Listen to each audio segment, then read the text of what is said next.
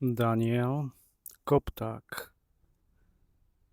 Fyzika harmónie. Tichá inteligencia v živote. Vnímaj, cíť, ži. Rád by som sa s vami podelil o tom, o čom je vlastne náš kanál. Je hlavne o sebareflexii. O sebareflexii nie takej povrchnej, ale o úprimnej. Prečo sebareflexia je taká dôležitá v našom živote?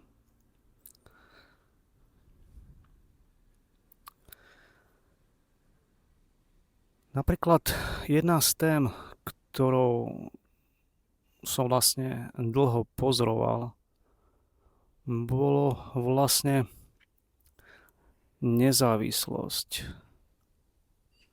V čom nezávislosť? Nie čisto nezávislosť štátu, ale konkrétne mňa osobne. Čo sa vlastne týka každého z nás. Prečo je dôležité byť sebestačný vo všetkom? Dôvod je jednoznačný. Nie sme závislí od druhých na ničom.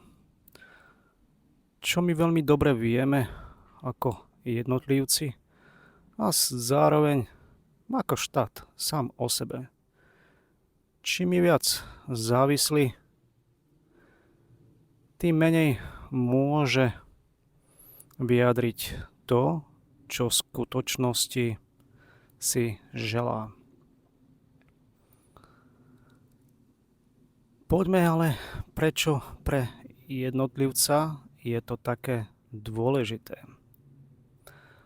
Máme veľa zvykov, ktoré sme väčšinou zdedili od malička, bez toho, aby sme si uvedomili, že to vlastne nie sme my, ale iba zdedené zvyky.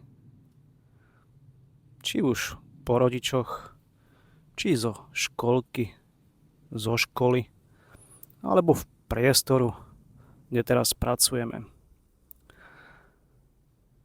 Všetky veci sa vlastne dajú dokopy a čím sme starší, tým viac sa cítime unavení.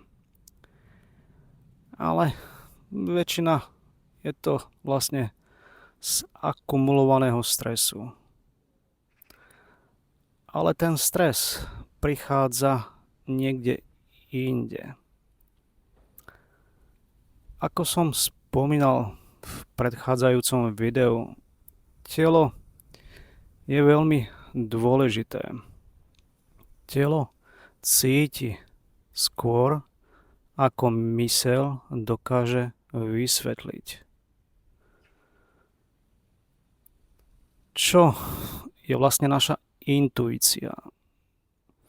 Vďaka našej intuícii, hlavne ženy, dokážu skôr predvídať, čo sa môže stať. Nie je to nič super naturál, je to vlastne spôsob, ktorý každý človek, to je jedno, či žena, či muž, môže vlastne zdokonaliť praktis s praxou. Ženy to majú troška jednoduchšie. To potom poviem v následujúcich videách. Prečo sme vlastne nie sebestační? Preto, lebo si neveríme, nepočúvame svoju vnútornú intuíciu, ktorá vždy vie, či sme na tej správnej ceste, alebo čakáme na tú istú lekciu v inej podobe. Lebo život je vlastne ďalšia škola, čo my všetci vieme. To je ten skutočný život. Nie školský život, ale skutočný. Jednu vec, čo by sme si mali uvedomiť, učenie nikdy neprestáva. To je jedno, či ste dieťa, či máte 90, či 100 rokov. Na tom sa nič nemení. Denný život nám ukazuje veci, ktoré sú vlastne nie ako niečo zlé, ale ako lekcia, ktorou by sme vlastne mali prejsť. Pokiaľ ho nespozorujeme, tak príde druhou formou. Môže prísť aj 100-krát, môže sa opakovať aj niekoľko rokov, ale príde. Čo je dôležité v tomto prípade? Byť tu a teraz. Môžete si povedať, že ste tu a teraz, ale ono to nie je až také jednoznačné. Prečo je to tak? Z vlastnej skúsenosti viem, že moja myseľ robí niečo a telo robí niečo druhé. Čo značí, že nie ste tu. Tu a teraz značí, keď vaše telo a myseľ je jeden celok. Povedzme ako jeden nástroj, ktorý je spojený a komunikuje nie tým, čo väčšina ľudí robí, že myslí na niečo druhé, na viaceré veci a zároveň telo robí niečo druhé. V tom prípade tá lekcia bude čakať v ďalšej podobe.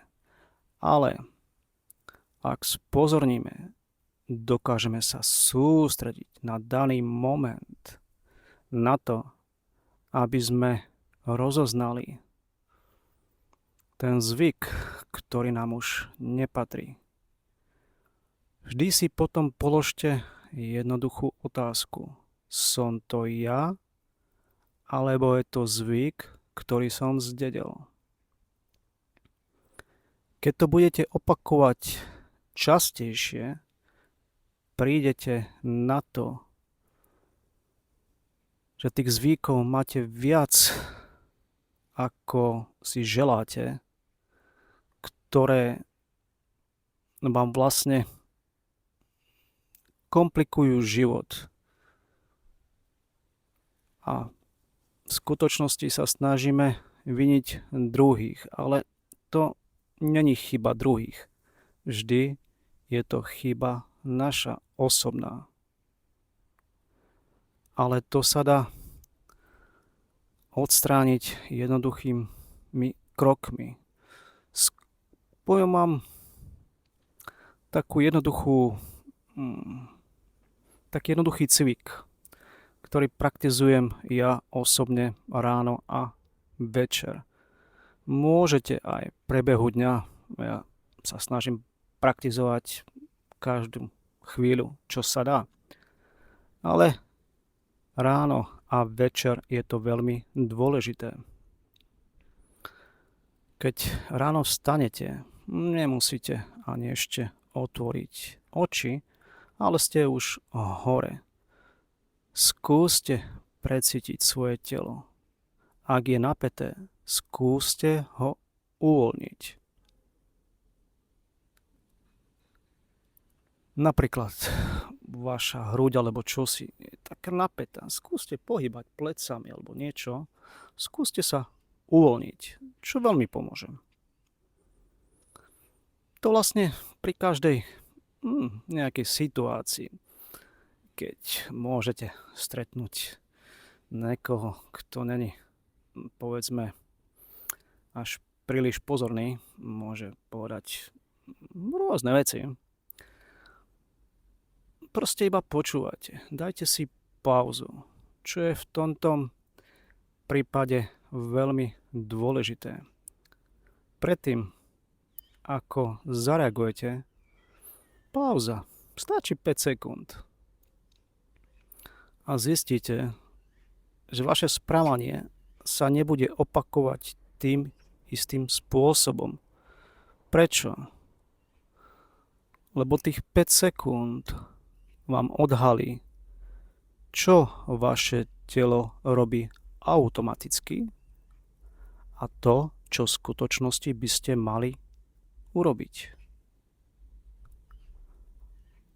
A to isté môžete urobiť aj večer. Hockedy, keď cítite niečo, čo vám nepatrí.